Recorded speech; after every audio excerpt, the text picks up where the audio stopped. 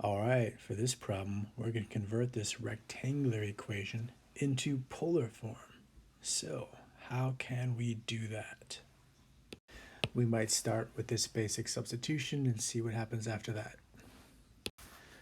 Square these expressions, then maybe factor out the factor r squared.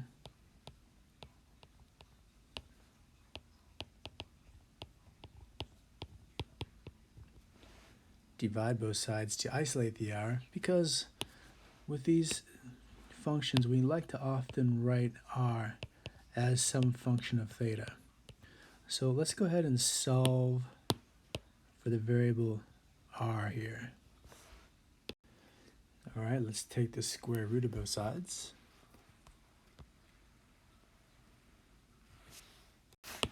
And that's it. I would stop right there. And maybe you did too, and you looked at the book's answer key and it looked different. You do not need to proceed beyond this expression, but what the authors noticed is that cosine squared minus sine squared is a very